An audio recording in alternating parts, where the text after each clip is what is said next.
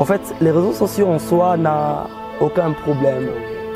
Je pense que le problème est au niveau de l'usage. L'usage. En fait, comment est-ce que les gens utilisent. C'est comme, je peux donner un exemple rapidement, c'est comme les couteaux. En fait, il y a certains qui utilisent pour un très bon usage, il y a certains qui utilisent pour un mauvais usage. Ça fait très mal de voir un jeune qui peut passer tout son temps. Il y a même certains qui dorment tardivement, ils ont du mal, même à se réveiller le matin, sous prétexte qu'ils étaient dans les réseaux. Mais si vous regardez au fond ce qu'il est en train de faire... Il refuse de travailler parce que pendant la nuit, il était en train de chatter, toujours dans des réseaux sociaux, pas de travail. Donc, c'est de manière excessive. Et c'est ce que je suis en train de déplorer. Et puis, l'une des choses qui fait en sorte qu'un jeune soit plus connecté pendant autant d'heures, quand je parle de ça, je dois au moins équilibrer.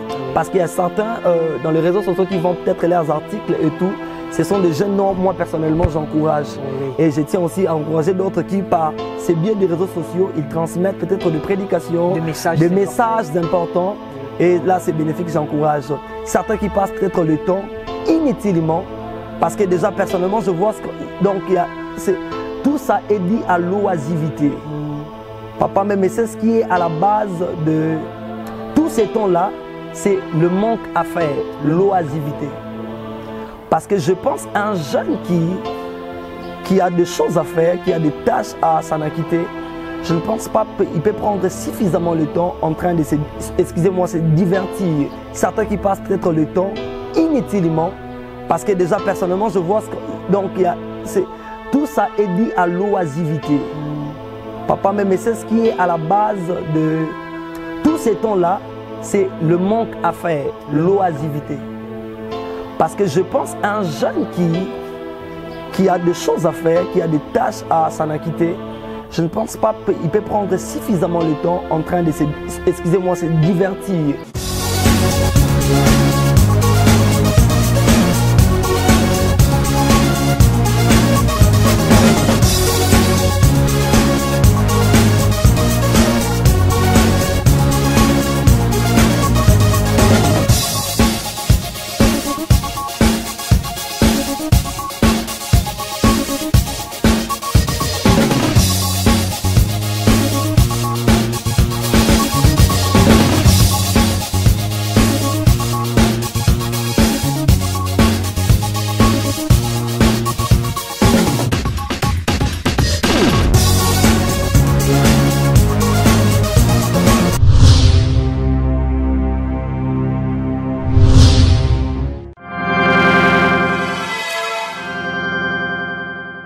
Bonjour, bonsoir, chers abonnés. Bienvenue sur votre nouvelle émission Jeunes en Action, qui est présentée par votre humble serviteur, le pasteur Envera Mbembe, sur votre chaîne préférée, Mission du Cœur TV. Vous êtes si nombreux en train de nous suivre. Vous êtes de partout au monde. Vous êtes à Kinshasa, vous êtes à Brazzaville, vous êtes en France, en Belgique. Vous êtes de partout. Recevez nos salutations. Et là, je pense également à mon frère Cédric Mouaka. Salut à toi. Je salue encore ma charmante épouse, Sephora Inana Matondo. Bisous, chérie. Et pourquoi ne pas dire salut à mon boss, le DG, KG Ponzo Léonard. Merci à vous et salut à vous. Alors, aujourd'hui, je suis devant vous pour vous présenter cette nouvelle émission que nous allons pratiquement commencer à parler sur la jeunesse. Dans cette émission, nous allons parler de beaucoup de choses.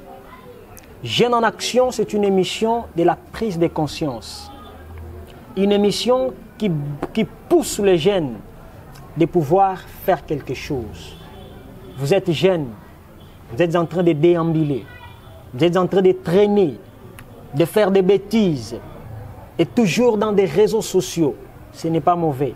Mais qu'est-ce que vous faites réellement dans les réseaux sociaux? Vous êtes jeunes, n'est-ce pas? Alors, nous allons désormais commencer à partager, à parler sur Jeunes en Action. Alors aujourd'hui, j'avais le réel plaisir de recevoir un jeune homme, un jeune comme toi qui me regarde, toi qui es là. Et lui s'appelle le frère Jonathan Maungu. Jonathan, bonjour. Bonjour, cher pasteur Mbembe. J'ai le réel plaisir de te recevoir. Moi également.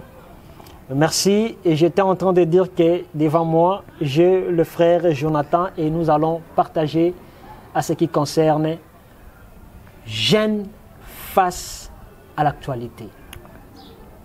Alors, Jonathan, cher pasteur, vous êtes jeune. okay.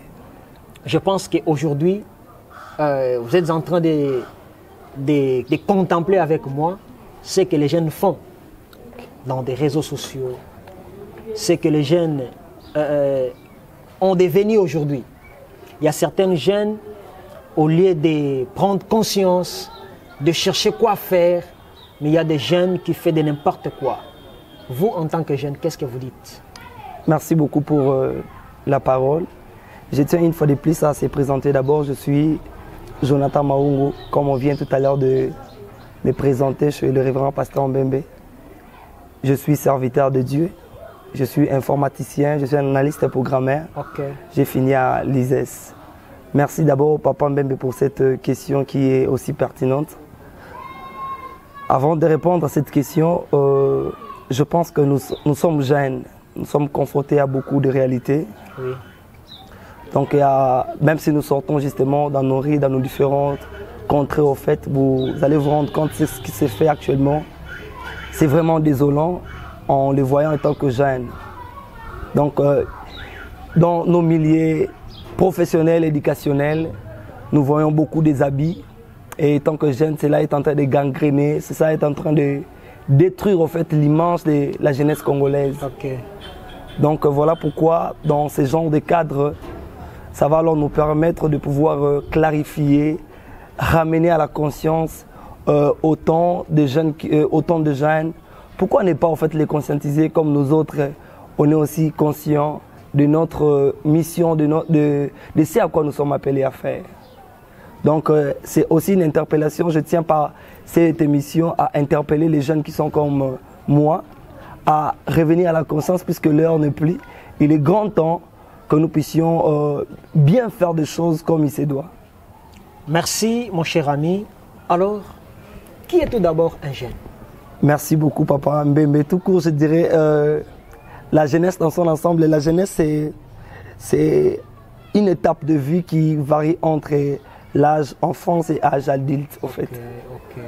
Donc, ça se trouve dans la médiane, en fait.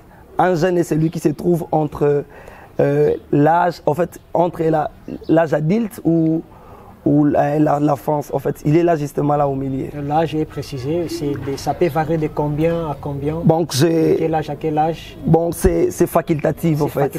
C'est facultatif. Okay. Je peux nager dans le 18 ans, 35, je peux varier, c'est facultatif, en fait. Une personne qui a déjà 50 ans peut-elle l'appeler aussi jeune? Bon, comme je venais tout à l'heure de dire, c'est facultatif. Oui. On peut tout comme ne pas. C'est facultatif. C'est facultatif. Merci, mon cher ami. Merci, cher abonné. Vous êtes là en train de suivre cette nouvelle émission. Je vous dis, restez toujours branchés parce que c'est chaud. C'est chaud. Nous allons monter, nous allons parler sur la jeunesse dans son ensemble. Dans son ensemble. Aujourd'hui, nous sommes en train de remarquer, de voir certaines jeunes qui ne prennent pas conscience. Certaines jeunes qui font de n'importe quoi. Il y a des jeunes à qui, au lieu de fréquenter des milieux professionnels, au lieu d'étudier, au lieu d'avancer, de chercher quoi faire pour réussir leur vie, mais nous constatons qu'il y a des jeunes qui se battent nuit et jour pour faire de n'importe quoi. Oh, vous vous battez pour faire de n'importe quoi, mais vous êtes jeunes. Sachez-le bien que l'avenir va vous rattraper. Mais rien n'est tard. Nous voulons que nous aussi en tant que jeunes, que nous puissions partager ensemble avec vous. Pourquoi vous faites ça? L'air est là. On peut se rattraper. On peut se rattraper. Alors mon cher ami, j'aimerais savoir. Alors, vous avez bien dit tout à l'heure que vous êtes ingénieur, informaticien. Bien sûr. Vous avez étudié? Bien sûr. Alors, vous, quelle chance que vous avez eue de fréquenter le milieu professionnel et de finir les études? C'était comment? Explique-nous. Très bien. Merci beaucoup, Papa Mbembe, pour cette question aussi pertinente. En fait, quand j'ai commencé mon cursus en fait, universitaire, je pense que avant tout, je dois déjà signaler à ceux qui me suivent en direct. Oui. Je fus déjà à l'époque un orphelin. C'est-à-dire qu'il n'y avait personne qui était derrière moi, ce n'est que ma conscience. Oh, désolé. Désolé. Désolé. Donc, il n'y avait personne qui était derrière moi, si ce n'est que ma conscience. Ah oui. Donc, s'il y a une chose qui me stimulait, qui me motivait, dans ces pensées, je me disais que je n'ai pas droit à l'erreur. Ok. C'est-à-dire j'avais une conscience là un peu haute, au fait. Je me disais que les autres peuvent faire A, donc moi, je n'ai pas le droit de faire A, Ok. puisque j'ai une destinée à atteindre. Ok. J'ai un avenir à atteindre. C'est-à-dire qu'il est vrai que nous allions tous à l'université, mais tous nous n'allions pas pour étudier, pour apprendre. Oui. Chacun avait ses ambitions et Dieu nous avait fait grâce. Hormis cela, quand même j'avais la conscience et aussi la grâce de Dieu. Et c'est là qui nous avait aidés. Nous avons commencé jusqu'à ce que nous avions fini depuis 2022, si je ne m'abuse pas. Et nous voilà là, utiles à la société. Pourquoi pas dans mon environnement? Et que dites-vous à des jeunes qui fréquentent le milieu professionnel tel que les universités, mais qui, au lieu d'aller étudier, mais qui font des bêtises de n'importe quoi? Voilà. Quel conseil que vous allez donner à ces jeunes-là? Merci beaucoup, Papa Mbembe. En fait, je n'irai pas à gauche ni à droite. J'aimerais simplement conseiller à mes chers amis qui vont être à l'université. Vous savez, l'université, c'est l'univers. Oui, oui. Donc, nous sommes confrontés à plusieurs influences, dans plusieurs réalités. C'est un monde qui a tant de choses. Évidemment. Donc, nous ne devons pas oublier l'objectif. Ça, c'est très important. Donc, aller à l'université n'a jamais été un problème. Mais le problème, c'est de garder l'objectif. Parce que plusieurs, quand ils arrivent dans le milieu professionnel, si je peux dire de cette manière, vous vous rendrez compte que la plupart, ils sont confrontés par l'influence, ils sont emportés et ils oublient l'objectif premier. Donc, ce qui est important, ce n'est pas d'aller simplement, mais c'est aussi d'aller et en gardant l'objectif. Parce que l'objectif va t'interpeller à tout moment que tu vas berficoter. Okay. L'objectif va t'interpeller. Non, tu ne peux pas faire les choses comme autrui, tu ne peux pas faire les choses comme tout le monde, car toi, tu as un objectif à atteindre. Donc, ce qui va nous aider à arriver jusqu'à la fin, c'est lorsque nous allons garder l'objectif. Chers jeunes, je sais que vous nous suivez par le biais de cette émission. Okay. Je nous conseillerais de manière brève à bien garder l'objectif. Ce qui fera en sorte que vous puissiez commencer aussi définir, c'est lorsque vous serez en mesure de garder l'objectif. Parce que l'importance, ce n'est pas commencer. C'est ce qui est important, c'est de commencer et d'achever. Chers jeunes, écoutez ceci. Aller à l'université n'est pas un problème. Okay.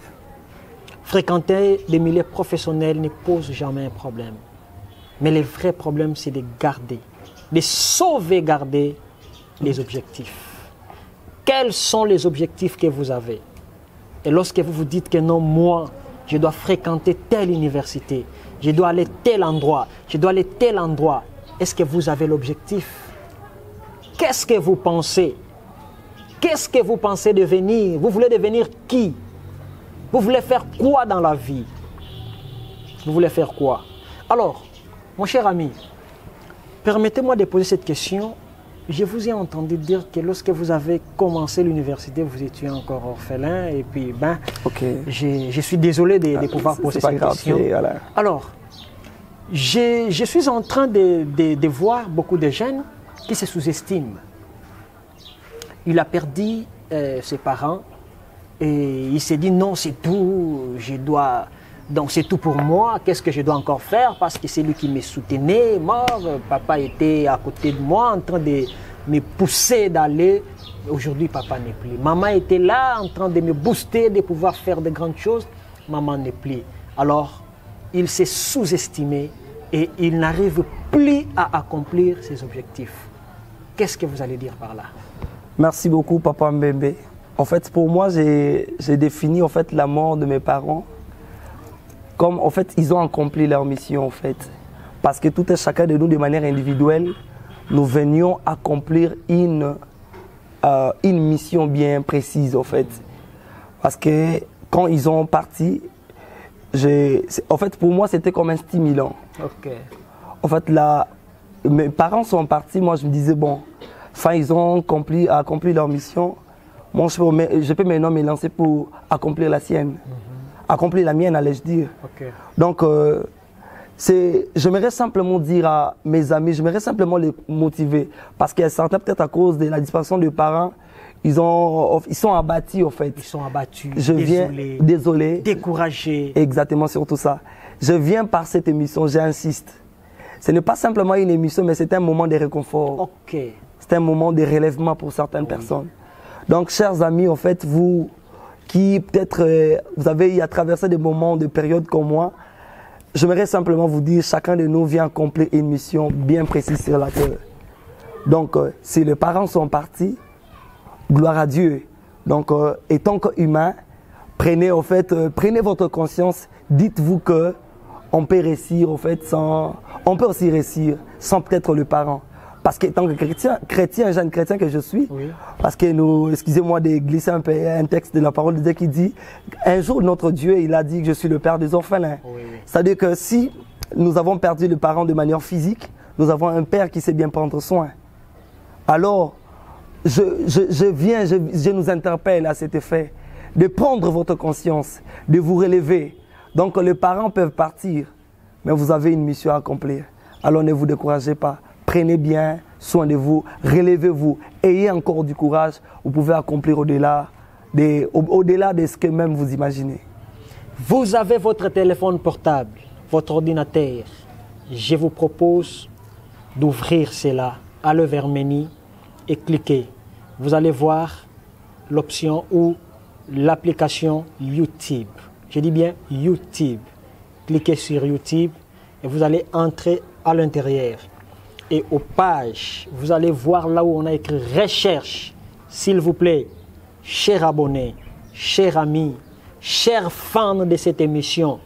Et lorsque vous allez voir là où on a écrit recherche, tapez tout simplement Mission du Cœur TV. Et vous allez voir toutes nos émissions. Et n'oubliez pas de vous abonner massivement. Vous qui nous suivez de partout, nous vous prions de vous abonner massivement au sein de votre chaîne Mission du Cœur TV. Je salue tous les abonnés, tous nos abonnés, toutes nos fans. Je vous salue. Nous sommes en train d'avancer. Nous sommes en train de parler sur Jeunes en Action. Jeunes en Action, c'est non seulement une émission, mais c'est un moment fort, un moment de réflexion, un moment à laquelle nous devons nous dire que non, trop c'est trop. Il n'y a pas de retard, on peut se rattraper. Okay. Mon cher Jonathan, il y a une question qui m'est venue. Alors, aujourd'hui dans des réseaux sociaux, voilà. C'est aussi un moment où un temps qui fait compliquer les choses.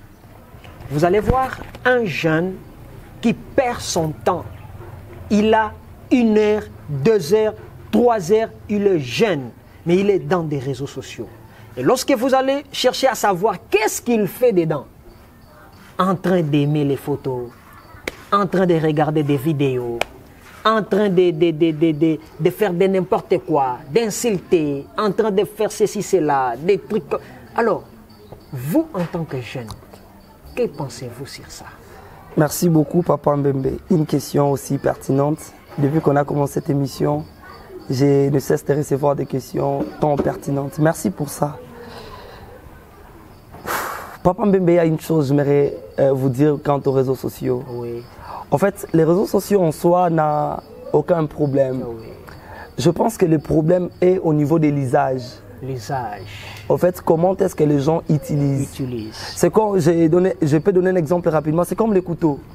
En fait, il y a certains qui utilisent pour un très bon usage, il y a certains qui utilisent pour un mauvais usage. Vous voyez un peu. Donc il y a des cas pratiques que nous savons. En fait, d'ailleurs, dans l'optique dont j'essaie de voir les choses, ça fait très mal de voir un jeune qui peut passer tout son temps.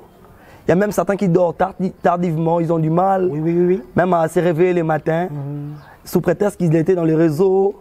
Mais si vous regardez au fond ce qu'il est en train de faire... Il refuse de travailler parce que pendant la nuit, il était en train de chatter, toujours dans des réseaux sociaux, pas de travail.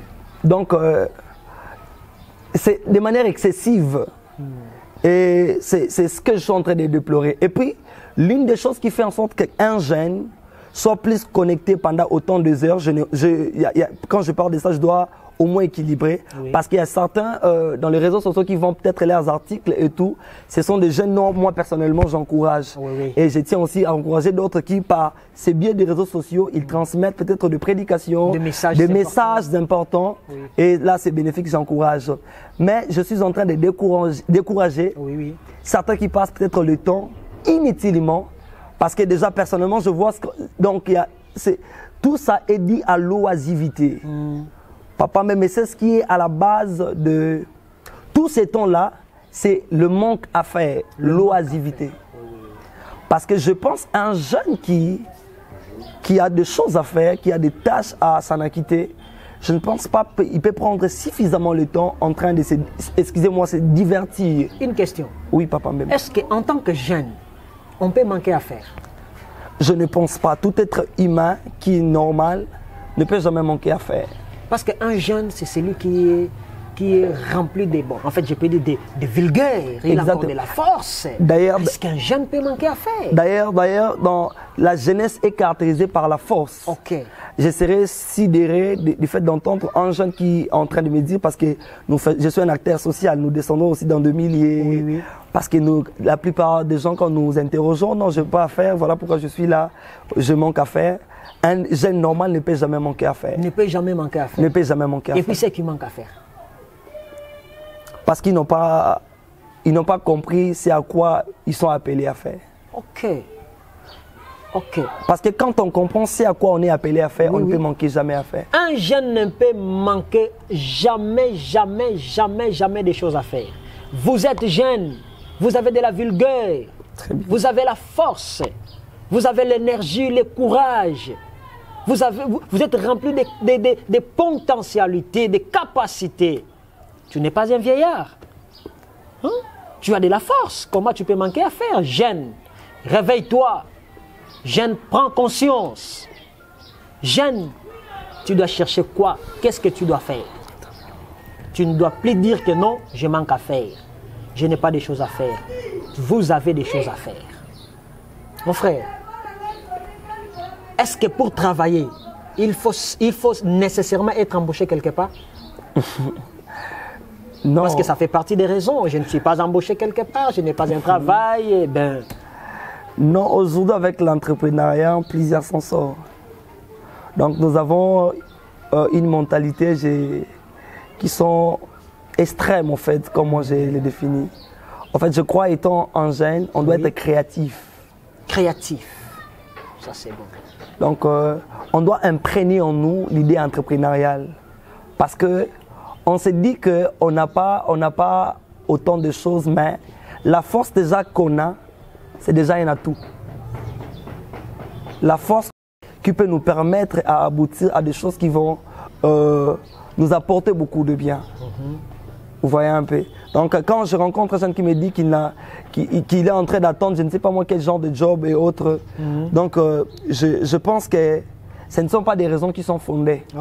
Donc déjà, la force que possède nous étant jeunes, et surtout qu'on est apte. Donc, question simplement d'imprégner en nous les idées entrepreneuriales. Je crois qu'on peut s'en sortir sans pour autant aller plaider, aller quémander auprès de qui que ce soit. Est-ce que vous êtes parmi ces genres de jeunes qui disent que pour réussir sa vie, il faut nécessairement étudier? Pas forcément. Parce que quand je dirais ça, les études c'est bien et bon, mais la réussite n'est pas conditionnée aux études. Parce qu'il y en a autant qui ont aussi étudié mais qui n'ont pas réussi la vie. Alors quel conseil que vous allez dire aux jeunes qui n'ont pas étudié, mais qui ne veulent pas se booster, qui ne veulent pas aller de l'avant, soit en disant on n'a pas d'études académiques, en disant dans leur bouche que non, on ne peut pas travailler, on ne peut pas faire ceci, cela, parce qu'on ne sait pas par où commencer. Ok. Comment ou quel conseil que vous allez donner à ce genre de jeunes? Chers amis, de manière très brève, il ne faut jamais se sous-estimer. Votre vie n'est pas liée aux qualifications, mais votre vie est liée à votre être. Très bien. La qualification, c'est ça, c'est que nous apprenons. Parce qu'aller à l'université, et parce qu'il y en a aussi certains qui partent, qui ne sont pas peut-être plus doués que vous. En vous, il y a des potentialités, il y a des qualités. Travaillez sur base de ce que vous maîtrisez. Parce qu'il y a certains qui connaissent le métier, mais qui n'ont pas de qualifications. Maintenant, travaillez en fonction de votre métier. Et c'est par là que vous allez vous épanouir.